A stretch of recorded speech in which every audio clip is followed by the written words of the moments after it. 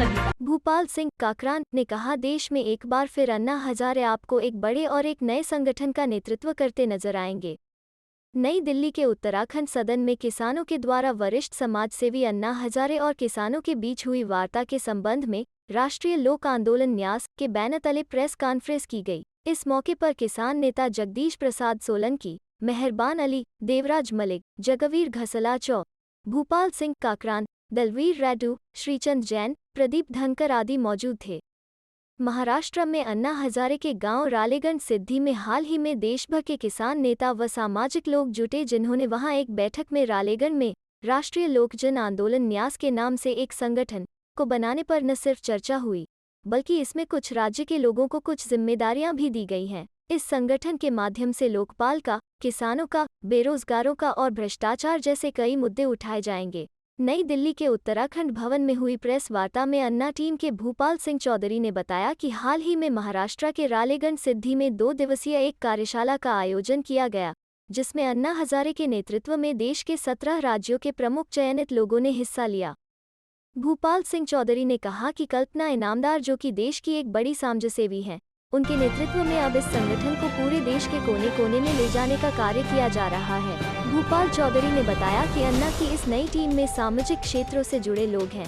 यह पूरी तरह गैर राजनीतिक संगठन रहेगा।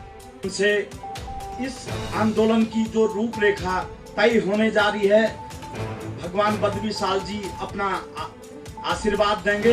क्योंकि मैं बहुत ज्यादा इसलिए नहीं बोलूंगा क्योंकि मैं किसी भी राजनीतिक संगठन से नहीं हूं। हम लोगों ने भी आंदोलन के, अन्ना जी को एक चीज बता देना चाहता हूं कि आप घाट में आए थे तो हमने भी 4 माह पूर्व एक आंदोलन चलाया था घाट में, जिसको जो कि एशिया का सबसे बड़ा आंदोलन होगा। 256 किलोमीटर हम घाट से चलकर देहरादून राजधानी आए थे।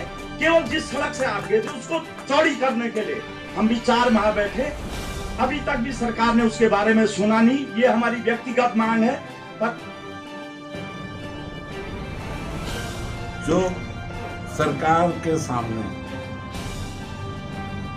मांग उठाई जाती है जनता के द्वारा, मांग तभी पैदा होती है जब कोई आदमी उससे दुखी होता है और उन मांग पर या उन पर विचार नहीं करती है सरकार, उसको टालती है या उसको जो है मतलब ध्यान नहीं देती है, तो कोई ना कोई आंदोलन करना पड़ता है। अब अकेला एक आदमी कोई आंदोलन नहीं कर सकता, तो संगठन ही आंदोलन कर सकते हैं। तो उस तरह का एक संगठन बना के उन बातों को संगठन के माध्यम से सरकार के सामने रखने की एक योजना के आने वाली जो 24 अक्टूबर है उसमें एक सभा या एक मतलब देश खड़ा हो गया था। लोगों ने विश्वास किया था हमारे ऊपर, हमारे टीम पर विश्वास किया था। अभी मैं एक सोचा था, अभी एक काम करना है आगे के लिए, देश के लिए एक काम करना, पूरे देश में घूमना। हाँ, और अपने जो निजी सभा जो कार्यकर्ताओं की वो होगी और उसमें डिस्कशन किया जाएगा, उसमें मांग पत्र भी तैयार किया जाएगा और सरकार के सामने मांग भी रखी जाएगी। अन्ना जी बाहर से सपोर्ट कर रहे हैं या इसको आपको नेतृत्व अन्ना जी का ही नेतृत्व सहयोग करेंगे? संगठन ही अन्ना जी का है। अन्ना जी ने ये सारी राष्ट्रीय कोर कमेटी के मेंबर बैठे यहाँ पे, जिम्मेदारी देके रालेगंज से हम लोगों को यहाँ भेजा है कि आप पूरे देश में जाओ, सभी राज्यों के अंदर जाओ और इस संगठन का जो हमने बनाया है, इस संगठन का नाम राष्ट्रीय जन आंदोलन न्यास रखा है। ये संगठन पहले कहीं नहीं था, पहली बार पूरे भारत के अंदर, पूरे देश के अंदर अन्ना जी ने एक संगठन आपको बना के दिया है। हम ही को नहीं, अभी को पूरी देश की जनता को, जो सामाजिक लोग हैं और इस संगठन को बनाने की जो जिम्मेदारी है वो हमारी एक वरिष्ठ समाज सेविका है पूरे देश के अंदर, आपने नाम सुना होगा, महाराष्ट्र से है कल्पना इनामदार। और कल्पना इनामदार के माध्यम से अन्ना जी ने ये संगठन बनाया है। और 24 तारीख को, जैसा कि हमारे सोलंकी साहब ने बताया कि एक हम अच्छा सम्मेलन, बड़ा सम्मेलन वहाँ पे करने जा रहे हैं आपके माध्यम से, सोलंकी जी के माध्यम से। हो सकता है उसमें हमारी बात हो चुकी है, अन्ना जी भी उस सम्मेलन में आएंगे और उसमें शिरकत करेंगे। फिलहाल अन्ना जी ने ये जो आप सब हम लोग यहाँ पर बैठे हुए हैं, ये हमारा जो किसानों का एक प्रतिनिधि मंडल रालेगंज में गया था और एक दिन की कार्यशाला हमारी वहाँ पर हुई थी और उसमें हमको अन्ना जी ने यही एक नाम दिया था, जैसा मैंने आपको अभी बताया कि जी सर, सबसे पहले तो आज जो प्रेस कॉन्फ्रेंस थी किस विषय में थी? मैंने जैसे बताया कि हमारे पूरे देश को विश्वविख्यात समाज सेवी अन्ना हजारे जी ने आप लोगों को, हम लोगों को, पूरे देश की जनता को एक संगठन दिया है और उस संगठन के तहत हम लोगों को कार्य करना है। उस संगठन के तहत सारी सरकारों पर एक प्रेशर ग्रुप बनाने के लिए हम लोग एक संगठन बनाया है और जिस संगठन का नामकरण अभी हम लोग लौटे हैं कल रालेगंज सिद्धि से, एक दिन की कार्यशाला उसमें हुई थी।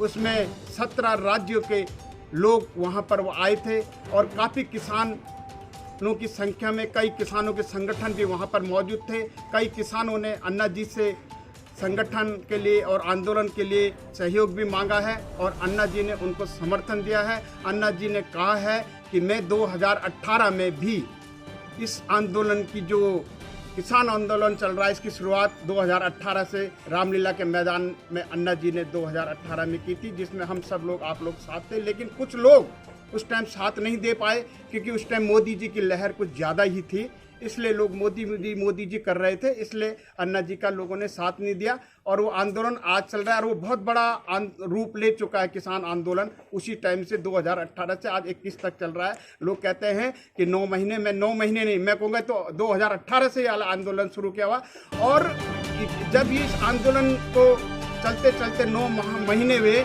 तो हम लोगों ने कहा अन्ना जी क्या होगा। अन्ना जी ने कहा कि सबसे पहले हम लोगों को एक संगठन बनाना होगा। हमने कहा संगठन आप बना के दे दो, तो अन्ना जी ने उस संगठन का नाम रखा है राष्ट्रीय जन लोक आंदोलन न्यास और उस जन आंदोलन न्यास के तहत हम लोगों ने कार्य करना है। और अन्ना जी ने कहा पहले आप सबसे पहले संगठन बनाइए और जब ये संगठन पूरे देश के अंदर होगा, हर तहसील के अंदर होगा, हर ब्लॉक के अंदर होगा, हर जिले के अंदर होगा, हर राज्यों के अंदर होगा, पूरे राष्ट्रीय आंदोलन तब हम लोग चला पाएंगे जब हमारे पास में एक राष्ट्रीय संगठन होगा और जिसका नेतृत्व हमारे अन्ना हजारे जी करेंगे। और अन्ना हजारे जी ने इस आंदोलन को चलाने की और इस संगठन को बनाने की जिम्मेदारी वरिष्ठ समाज सेवी कल्पना इनामदार जी को उन्होंने ये संगठन बनाने की जिम्मेदारी दी है और उसी के तहत हम लोग ये कार्य कर रहे हैं। ये हमने आज हमने ये पहली प्रेस कॉन्फ्रेंस इस दिल्ली के अंदर शुरुआत की है। अभी हमारे साथ में हरियाणा से, उत्तर प्रदेश से, पंजाब से, कर्नाटका से और आपके उड़ीसा से, आंध्र प्रदेश से काफ़ी लोग यहाँ पर मौजूद हैं और वो लोग अब